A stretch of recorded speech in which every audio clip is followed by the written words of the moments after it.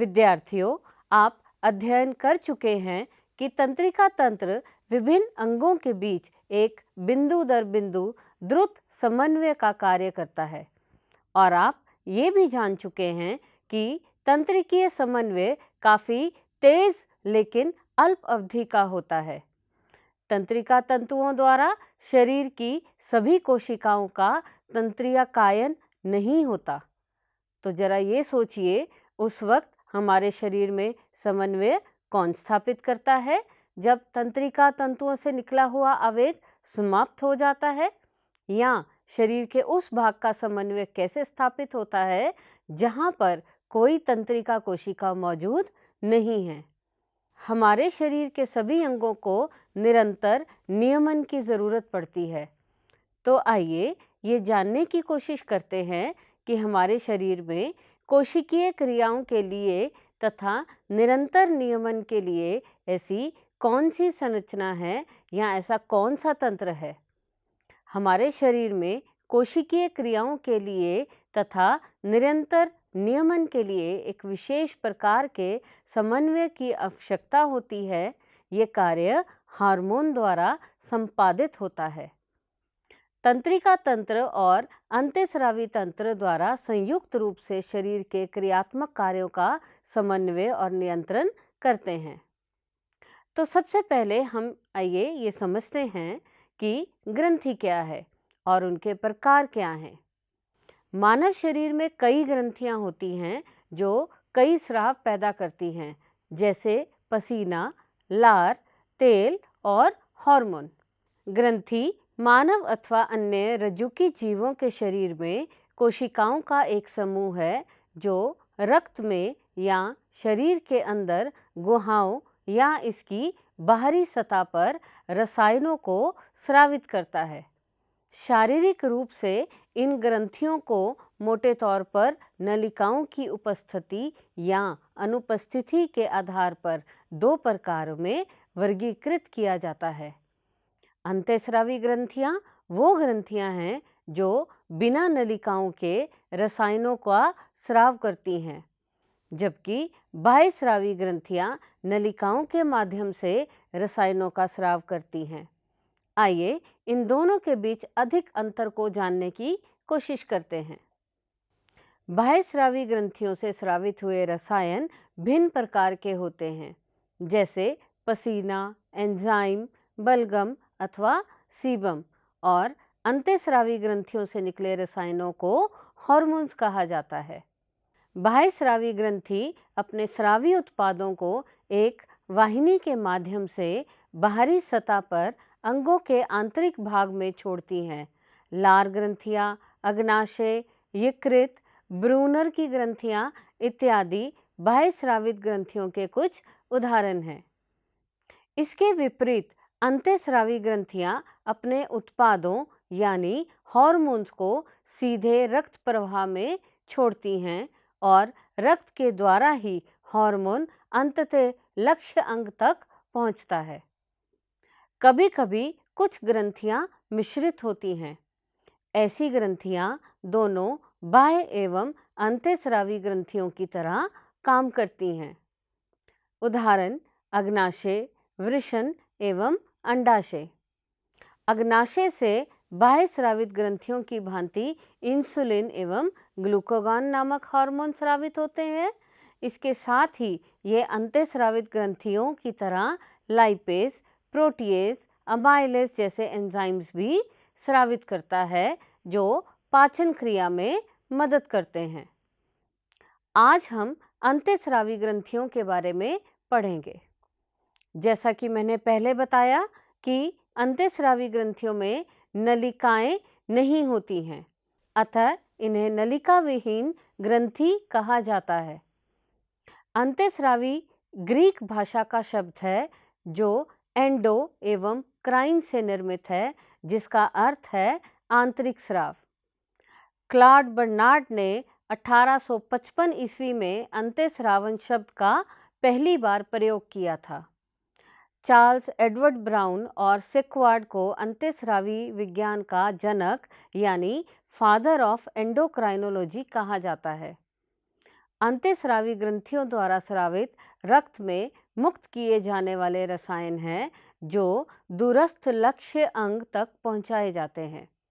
परंतु इस परिभाषा को अब रूपांतरित किया गया है, जिसके अनुसार हार्मोन सूक्ष्म मात्रा में उत्पन्न होने वाले अपोषक रसायन हैं जो अंतरकोशिकीय संदेशवाहक के रूप में कार्य करते हैं। इस नई परिभाषा के अंतर्गत सुनियोजित अंतःस्रावी ग्रंथियों से स्रावित हार्मोन के अतिरिक्त कई नए अणु भी सम्मिलित हो जाते हैं। अकशेरुकियों में कम हार्मोन के साथ साथ एक सरल अंतःस्रावी तंत्र होता है, जबकि कशेरुकियों में कई रसायन हार्मोन की तरह कार्य कर उनमें समन्वय स्थापित करते हैं। आज मानव के अंतःस्रावी तंत्र का वर्णन करेंगे। अंतःस्रावी ग्रंथियां और शरीर के विभिन्न भागों में स्थित हार्मोन स्रावित करने वाले ऊतक या कोशिकाएं मिलकर अंतःस्रावी तंत्र का निर्माण करते हैं। दिए गए चित्र में आप हमारे शरीर में ग्रंथियों की स्थिति जैसे पीयूष ग्रंथि अर्थात पिट्यूटरी ग्लैंड, पीनियल ग्रंथि, थायराइड ग्रंथि, एड्रिनल, अग्नाशय, पैराथायराइड, थाइमस और नर में वृषण अर्थात टेस्टिस और मादा में अंडाशय अर्थात ओवरी देख रहे हो। ये हमारे शरीर के सुनियोजित अंतःस्रावी अंग हैं।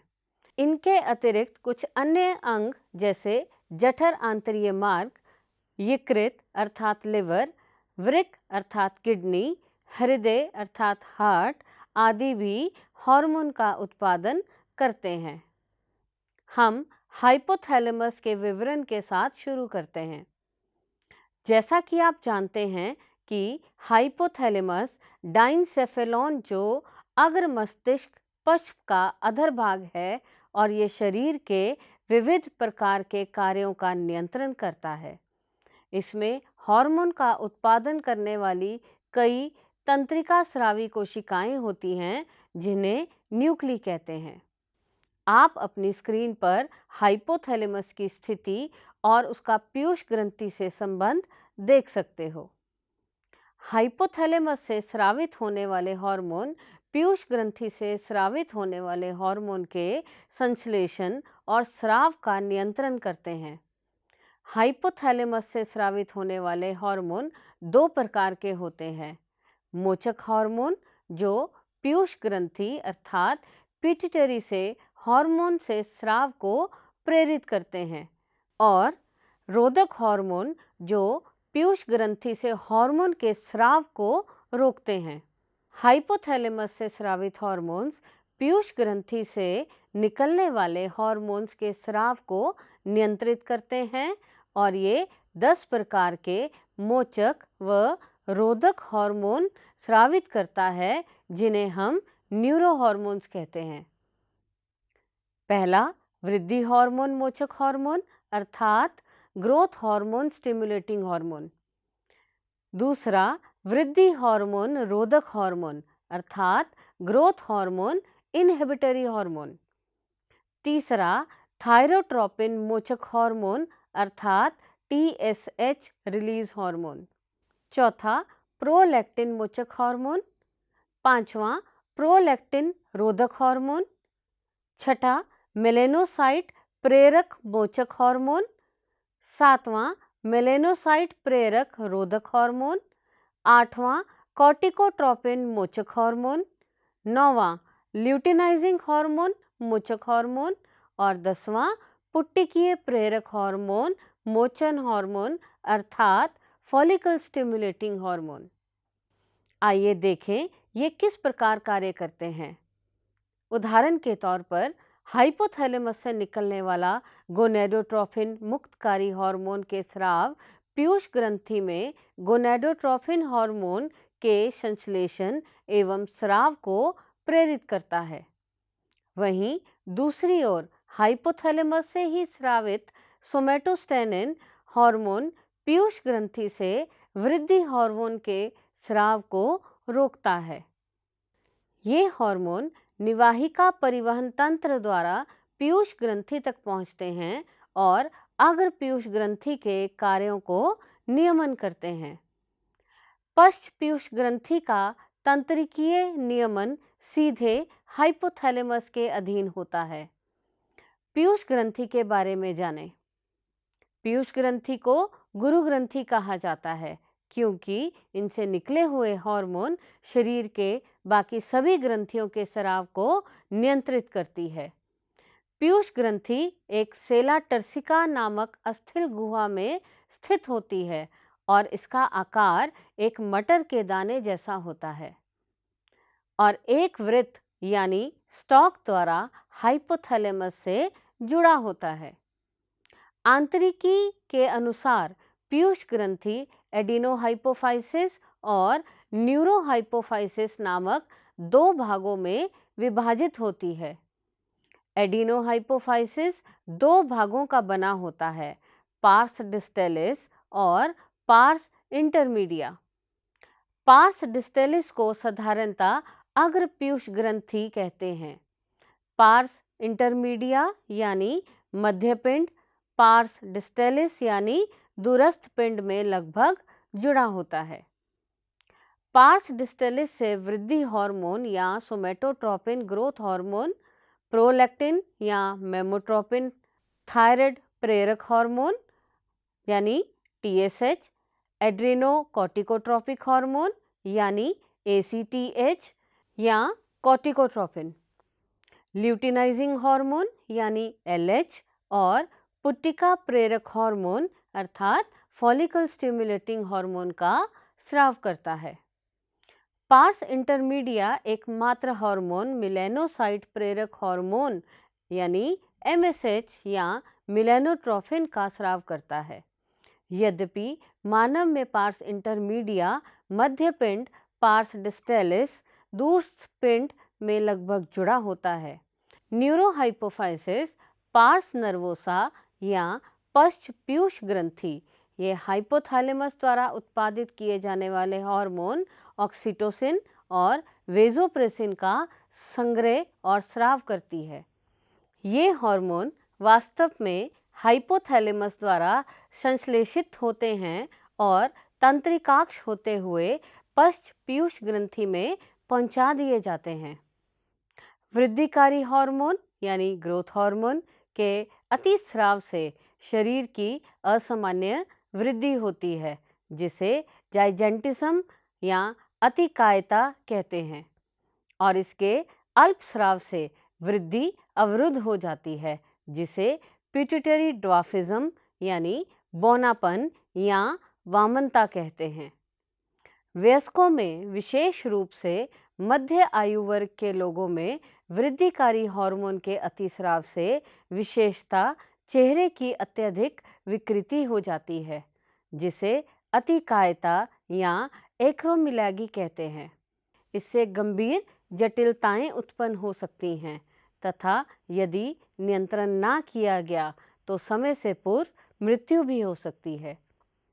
जीवन के प्रारंभिक काल में रोग की पहचान बहुत कठिन है तथा अधिकतर मामलों में अनेक वर्षों तक रोग का पता ही नहीं चलता जब तक कि बाह्य अभिलक्षण दिखाई नहीं देने लगते हैं।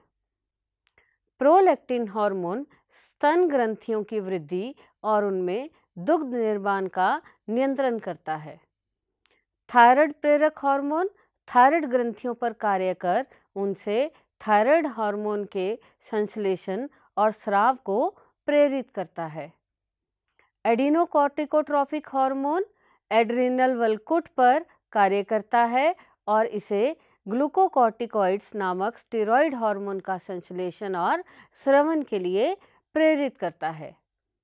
ल्यूटिनाइजिंग और पुट्टिका प्रेरक हार्मोन जननांगों की क्रिया को प्रेरित करते हैं और लिंगी हार्मोन का उत्पादन करने के लिए प्रेरित करते हैं, इसलिए इन्हें गोनेडोट्रोपिन कहा जाता है।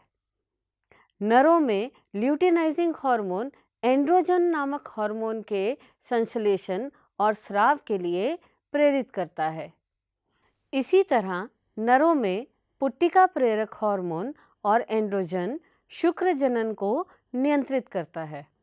मादाओं में ल्यूटिनाइजिंग हार्मोन पूर्ण विकसित पुट्टिकाओं ग्राफियन पुट्टिका से अंडोत्सर्ग को प्रेरित करता है और ग्राफियन पुट्टिका के बचे भाग से कॉर्पस ल्यूटियम बनाता है। पुट्टिका प्रेरक हार्मोन मादाओं में अंडाशयी पुट्टिकाओं की वृद्धि और परिवर्धन को प्रेरित करता है। मेलानोसाइट प्रेरक हार्मोन मेलानोसाइट्स मेलानिन युक्त कोशिकाओं पर क्रियाशील होता है तथा त्वचा की वर्णकता का नियमन करता है। ऑक्सीटोसिन हमारे शरीर की चिकनी पेशियों पर कार्य करता है और उनके संकुचन को प्रेरित करता है। मादाओं में ये प्रसव के समय गर्भाशयी पेशियों के संकुचन और दुग्ध ग्रंथियों से दूध के स्राव को प्रेरित करता है। वेसोप्रेसिन मुख्यतः वृक्क की दूरस्थ संवलित नलिका से जल एवं आयनों का पुनरावशोषण को प्रेरित करता है, जिससे मूत्र के साथ जल का डायूरेसिस कम हो।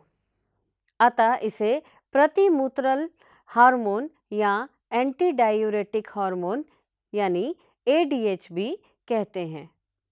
ADH के संश्लेषण अथवा श्रावण को प्रभावित करने वाले विकृति के परिणाम स्वरूप वृक्क की जल संरक्षण की क्षमता में ह्रास होता है। फलतः जल का ह्रास एवं निर्जलीकरण हो जाता है। इस अवस्थिति को उदक में अर्थात डायबिटीज इंसिपिडस कहते हैं।